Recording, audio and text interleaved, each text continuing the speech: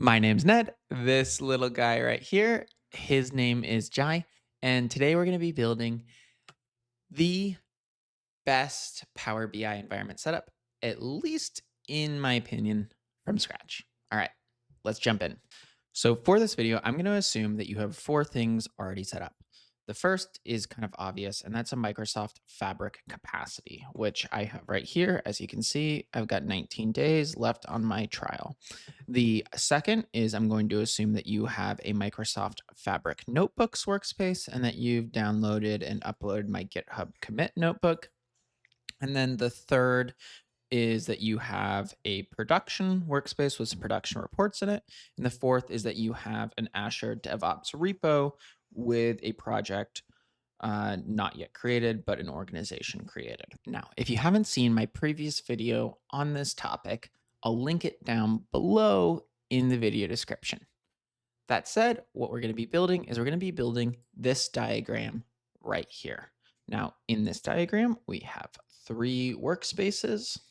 We have a Git repo with two branches, and then we have a Fabric workspace with our GitHub sync notebook. I believe that this Power BI environment setup is the best compromise between technical features and ease of use. However, there's many different environments with many different setups and many different opinions. So just keep that in mind when you're watching this video, because just because it works for me doesn't mean that it'll work for you or for your organization. All right, so let's get building. But first, if you're enjoying this video so far, please consider subscribing. All right, with that out of the way, now let's actually get building. So I'm starting where I think a lot of you will be starting, which is I have a production workspace with reports deployed into it. The first thing that I'm going to have to do is I'm going to have to create two additional workspaces, one for dev and one for test. So I'm going to do that really quickly, dev workspace. And then I'm going to go ahead and I'm going to create a test workspace again. Now, when I have these created, one thing that you're probably going to notice is that they're not in order. I would want them to sort in dev, then test, then production. So one thing that I like to do is I like to go into my workspace settings, right? And I like to cluster them together just with a special character. So there I am adding a single star in front of dev. I'll go into test. I'll add 2 stars in front of test. And then I will add 3 stars in front of production workspace. Now you can go ahead and you can pin workspaces right up here by just going pin, then pin, then pin, but it won't get them in the exact order that you want. So now you have a dev, test, and production workspace. The next thing that we need to do is we need to actually configure our deployment pipeline. Now, in order to use a deployment pipeline, you have to be on Microsoft Fabric, and all of the workspaces have to be on the same capacity, which means that we need to go ahead and we need to assign those new workspaces to those new capacities. So I'm going to click this little settings button, then go into admin portal, and then into capacity settings. Now, because this is my Microsoft Fabric trial capacity, I believe that I should have access to go in here and actually assign workspaces to this capacity. So right here, look, workspaces, assign workspace, and then I'll go ahead and once this is loaded, I will assign it to my production workspace, which will hopefully pop up, or maybe not. I think I called it production. Oh, it needs the 3 stars. So I'll go assign, and then I'll go 1, 2, 3, production workspace. Then I will go 1 for my dev workspace. And there it is popping up, and hit apply.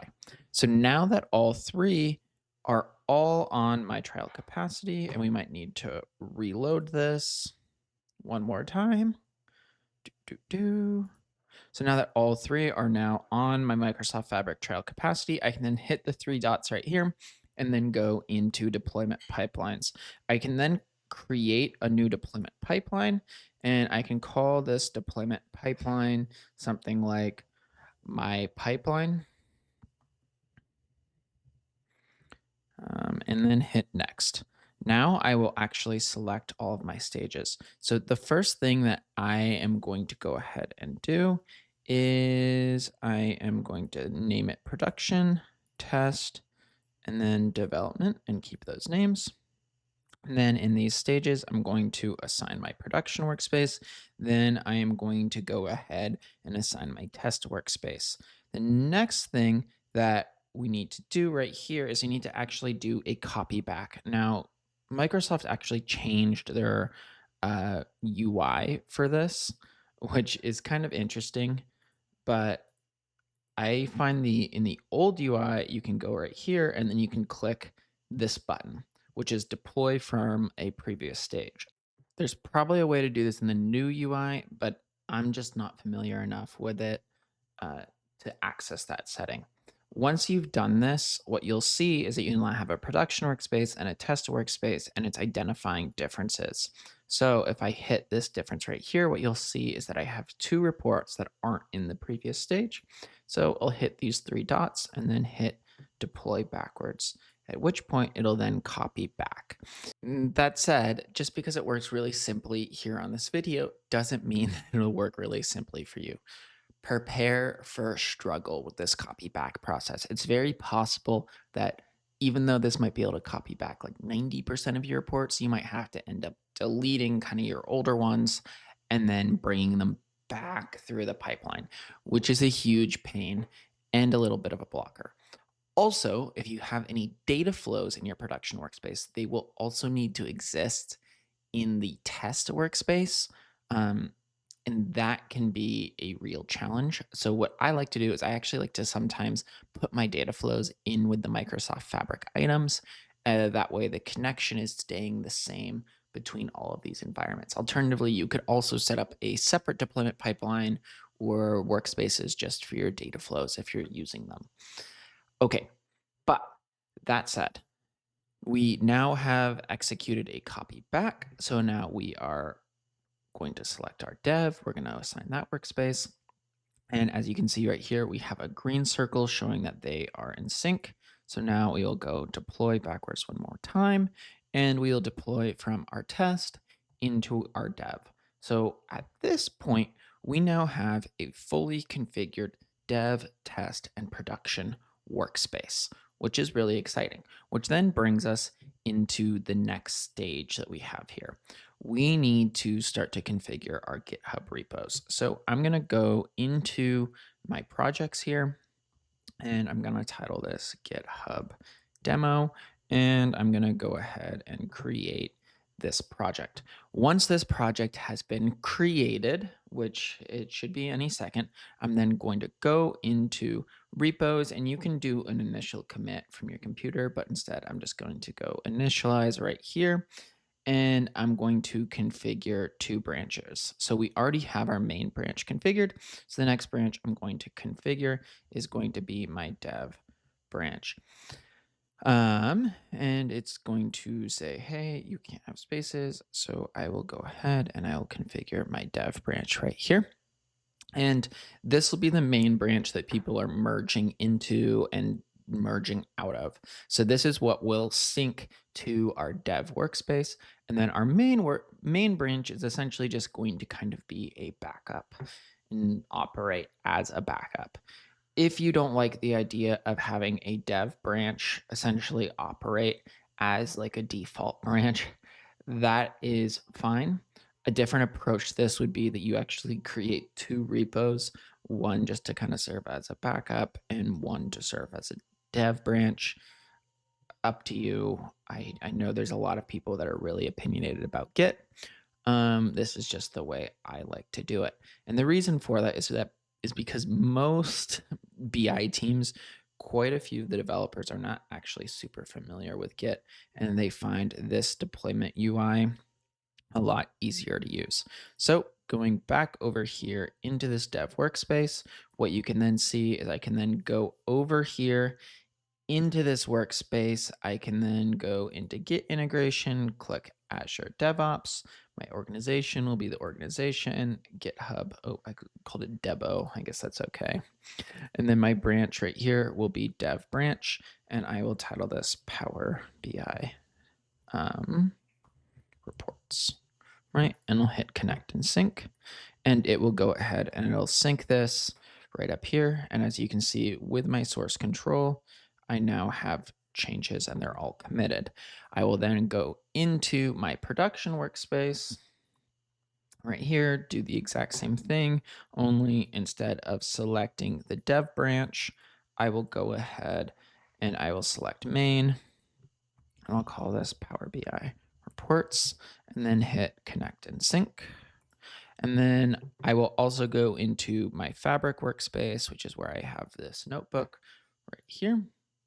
And I will actually sync this one as well. So I'll go right over here to Git, Connect, Organization, and I will sync this branch also into main, but I will title this Fabric Objects. And I'll hit Connect and Sync right there, which then means once all of this stuff is synced, we now have a few different folders depending on what branch, right? So here's our Fabric objects, and here's our Power BI reports. And then here's our dev branch, which just has our Power BI reports. Jumping then back into this diagram, what you'll see is that we've configured our Power BI deployment pipeline, so check. We've configured our main dev branch, so check. We've configured our main branch, check. We still need to configure then this GitHub sync notebook, but however, configuring that's pretty easy. We just need to go ahead and update the workspace, and then we're pretty much done. So let's go ahead and let's configure that workspace. So here is the group ID right here, this ID.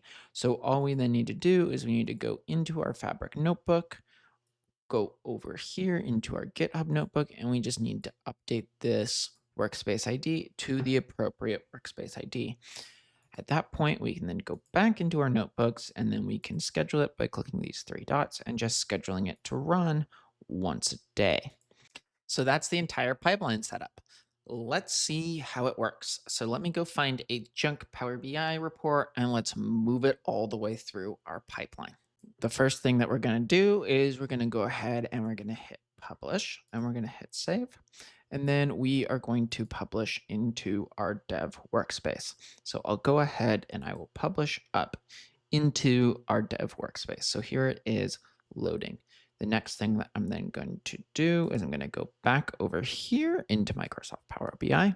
I'm going to go into my dev workspace. And as you can see, we now have a source control notification that we have a report that we need to update. So I'm going to go ahead and I'm going to commit these to my dev branch, which then means that anyone who's actually using Git will get those changes and understand it. Then going back over here, I'm going to go boop, boop, boop into my deployment pipelines and go into my pipeline, at which point my pipeline will now notify me that I have differences. So when I click right here, you'll see it's now identifying those compare, right? And I can go ahead and I can deploy them up from my development workspace into my test workspace. So now stakeholders could interact with that content, use it or test it. And it'll take a hot second to copy, but then we'll get a success message. And there we are. So now our dev and our test are now in sync. So then finally I will copy from my test into my production. So I'll go ahead and I'll hit deploy. And one kind of fun thing, once your production workspace is fully deployed, when you hit the deploy button, it'll actually then bring you into your app. So you can go ahead and you can publish out to your app. So here we are, right? Our entire stuff is fully synced. But if I went publish app, right? There we go. And if I had an app, when I hit that deploy, it'll actually bring me into the button to, or into the section to update the app. Now you might notice that I didn't go ahead and hit a commit on the main branch from production, and that's because that automated Fabric notebook sync will go ahead and do it. And I'm really just using my main branch in my Git as backup, and then the dev branch for all of the Git collaboration features. All right, Well, that's the video. I hope you enjoyed it. If you did, hit the subscribe button and give the video itself a thumbs up. I would love to hear what you think about this setup down in the video comments because there's a lot of opinions on this. And, just because it works for me doesn't mean it'll work for you. And thanks for watching. Bye.